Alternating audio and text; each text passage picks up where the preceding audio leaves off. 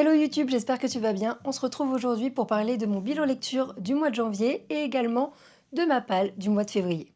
Dans un premier temps, je vais vous parler de mon bilan lecture du mois de janvier et ensuite on va parler de ma palle du mois de février. Je vous mettrai un timecode dans la description directement si vous voulez aller directement à ma palle. Au mois de janvier, j'ai lu 8 livres avec 5 romans et 3 mangas. Principalement de la romance ou alors de la dystopie. On est vraiment sur deux moods très différents. J'ai commencé l'année en lisant Absolu les éveillés, le tome 3 de la saga Absolu écrit par Margot Dessen. Je voulais absolument commencer l'année avec ce livre-là, tout simplement parce que c'était un coup de cœur, que j'avais adoré les 2 premiers tomes et que je voulais absolument avoir la fin de l'histoire et j'ai pas du tout été déçue. Le livre est une pépite. Si vous n'avez pas lu Absolu, je vous conseille vraiment d'aller lire ce livre parce que vraiment ça en vaut la chandelle. Encore une fois, on alterne entre différents POV, entre tous les personnages et même des nouveaux, et on avance encore plus dans l'histoire et sur les révélations, et une pépite, vous devez le lire. Le deuxième livre que j'ai lu au mois de janvier, c'était The Bucket List, le tome 1, écrit par Alice Desmerveilles. J'ai adoré cette histoire, je suis rentrée à fond dans l'histoire, on est sur une romance. On va suivre Lily et Maël. Je crois que si je me souviens bien, on alterne à chaque fois les 2 POV. Je dis je crois parce que j'ai lu une histoire après qui avait l'air similaire, même si c'était pas du tout la même histoire, mais c'est une romance, du coup on se sait. On va suivre Lily, qui veut à tout prix que son grand frère revienne vivre à la maison, parce qu'ils ont eu un décès et qu'ils n'arrivent pas à passer au-delà. Sauf que lui, il est parti vivre avec ses potes de son équipe, parce qu'il est dans les Giants. Et le capitaine, Maël, il n'est pas très friand de cette idée-là, et il a envie de remettre Lily un peu à sa place. Et en même temps, on est sur une romance un peu interdite, parce que c'est quand même la sœur. Parce que c'est quand même la sœur de son coéquipier. Mais en même temps, il y a une tension qui s'installe, parce qu'elle et sa meilleure amie vont devoir aller vivre chez eux. Enfin, le livre était vachement bien et j'ai hâte de savoir la suite, même si en soi, pour ce couple-là, l'histoire est terminée. Ensuite, j'ai voulu continuer dans les romances et j'ai enfin lu Icebreaker, dont tout le monde parle, écrit par Anna Grace. Et je comprends un peu les réactions que j'avais vues un peu avant sur BookTok ou Instagram, etc. Le livre était vachement bien. Cette fois-ci, on va suivre Anastasia, qui est patineuse artistique, et Nate, qui est capitaine de l'équipe de hockey. Ils vont devoir partager la même patinoire suite à un événement malencontreux. On a quand même une histoire de toxicité dans l'histoire, qui vient pas du couple, mais d'ailleurs, enfin, dès le début, je l'ai senti venir, mais je me suis dit, j'aime pas ça. Mais bon, franchement, on rentre totalement dans l'histoire et tout est bien fait. Enfin, franchement, j'adore, j'adore. Mais de toute façon, moi, les romances, j'adore, donc qu'est-ce que je peux demander de mieux? Ensuite, on change totalement de registre et j'ai voulu lire La Faucheuse, écrite par Neil Shusterman. On est sur une dystopie où en fait, les humains ont vaincu la mort et ils ont créé Enfin, ils ont créé, plus compliqué que ça, mais pour du coup qu'il y ait moins de population sur la planète, parce qu'à un moment donné, on peut pas tous être là, c'est pas la villa la villa, c'est pas du tout la bonne expression. Le système a dû mettre en place l'ordre des faucheurs pour éliminer des gens au hasard, comme à l'âge de la mortalité.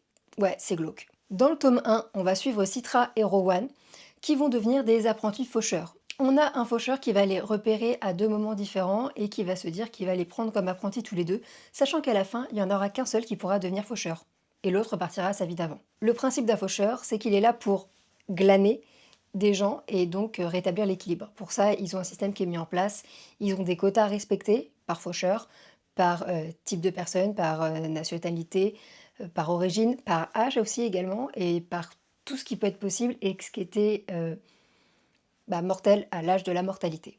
Donc on va suivre ces 2 personnages dans leur entraînement, qui va pas forcément plaire à tout le monde, parce que l'ordre des faucheurs est vraiment très carré, si on peut dire ça comme ça. Le tome 1 était super bien, même si j'ai eu quand même du mal à rentrer en fait dans l'histoire, parce qu'on a encore une fois des points de vue des 2 personnages, et on a aussi des lettres des journaux des anciens faucheurs ou des faucheurs actuels qui racontent leur point de vue, parce que c'est obligatoire quand t'es faucheur de tenir un journal pour que tout le monde soit au courant de ce qui se passe, parce que c'est pas quelque chose qui est caché. Franchement, j'ai hâte de lire le tome 2 parce que je suis rentrée dans l'histoire et surtout ce qui se passe à la fin, tu veux savoir la suite.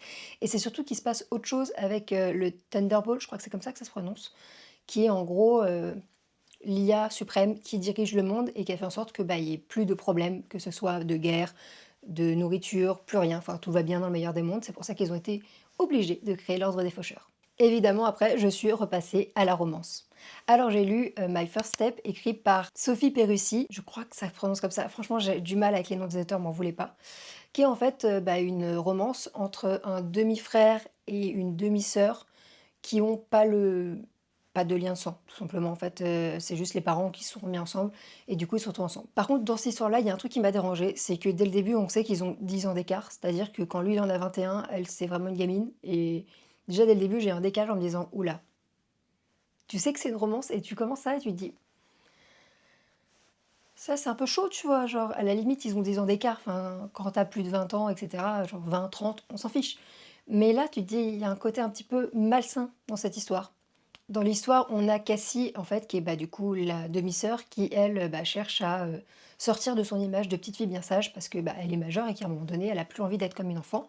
Et du coup, elle va aller voir, son demi-frère Karl, qui lui est un bourreau des cœurs, un ancien surfeur et cetera, qui clairement a vu des filles passer dans sa vie pour, bah, qu'ils lui apprennent un peu, le métier. Genre, elle veut pas non plus devenir comme lui, mais elle voudrait bien s'amuser, sachant qu'elle est très scientifique et très carrée et que, bah, elle a besoin de sortir de sa zone de confort. Le livre était pas mal, franchement, on rentre bien dans l'histoire, mais comme je vous l'ai dit juste avant, il y a le décalage qui fait que j'ai eu quand même du mal à m'investir à fond dans cette histoire. Et pour finir mon mois de janvier, j'ai lu 3 tomes de Cheeky Love, c'est-à-dire que j'ai lu le tome 20, 21 et 22, sachant qu'il me restera encore plus que 2 tomes à lire, et ce manga a été écrit par Mitsubashi Miyuki. Pour faire un rappel rapide de ce que c'est que Cheeky Love, c'est une romance entre Narus et Yuki sur le thème du basket. À l'heure actuelle, dans l'histoire où je suis, ils sont à la fac maintenant, parce qu'on est quand même au tome 19. Et donc, bah, elle est l'une des manageuses de l'équipe de basket de l'université, et lui, il joue dans l'équipe.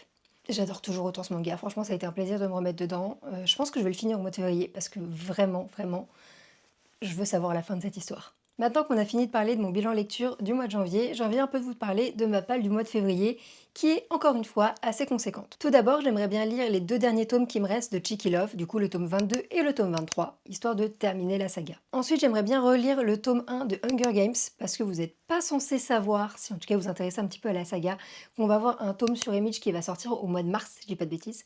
Donc j'aimerais bien me relire tous les Hunger Games, histoire de me remettre dans le mood, parce que clairement Hunger Games, ma vie. Ensuite, on continue encore avec les dystopies de l'époque. J'ai envie de lire le tome 1 du Labyrinthe. Je l'ai depuis un petit moment, je crois même que j'ai le tome 1 et le tome 2 déjà à la maison. J'avais adoré les films, même si je sais que l'histoire est un peu différente dans les livres que dans les films, mais du coup j'ai envie de lire cette saga.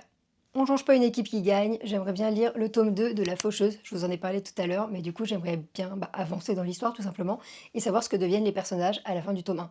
Maintenant, vous devez le savoir, pour l'instant, dans les livres, j'ai 2 passions dans la vie, c'est-à-dire que, j'ai les dystopies et la romance, du coup, évidemment. Ensuite, c'est des romances que j'aimerais bien lire. J'aimerais bien lire Red Falcon, je crois que pareil, je l'avais vu pendant un moment passé l'année dernière et du coup, j'ai envie de m'y mettre maintenant. Tout simplement parce que j'adore les romances et que, on reste sur le thème par rapport à Icebreaker que j'avais pu lire la dernière fois. Ensuite, j'aimerais bien lire le tome 1 de Somebody Like You, de l'autrice qui a écrit Dimily. Je me souviens plus de son nom là tout de suite, mais j'avais adoré cette autrice. Elle avait écrit aussi Sweet Revenge que j'avais déjà lu et franchement je l'avais adoré. Donc j'ai envie de relire un peu de ses livres parce que j'adore son écriture. Ensuite, j'aimerais bien lire le tome 2 de Bucket List qui s'appelle, je crois, Heartbeat. Je suis pas sûre, mais je crois. C'est bon, j'ai passé le temps quand j'ai dit: je l'ai lu, mais j'ai envie d'attendre un petit peu». C'est bon, le mois est passé, j'ai envie de savoir la suite, même si on est sur des personnages différents. L'avant-dernier livre que j'aimerais bien lire, c'est Attracted, on est toujours sur une romance. Et enfin, pour terminer, j'aimerais bien lire, Can You Keep a Secret? C'est les livres que j'ai envie de lire au mois de février, je vous en parlerai un peu plus, du coup, à la fin du mois, par rapport au bilan lecture. Dans la barre de description, je vous mettrai un peu le nom de tous les livres que j'ai lus, peut-être les résumés, ça dépendra si je suis motivée ou pas. Et je vous laisse me dire directement en commentaire s'il y a des livres que vous avez lus, s'il y en a certains qui vous intéressent, histoire qu'on papote un petit peu, parce qu'on papote pas beaucoup, je trouve. Sur ce, je vous dis à la prochaine et prenez soin de vous. Bye bye!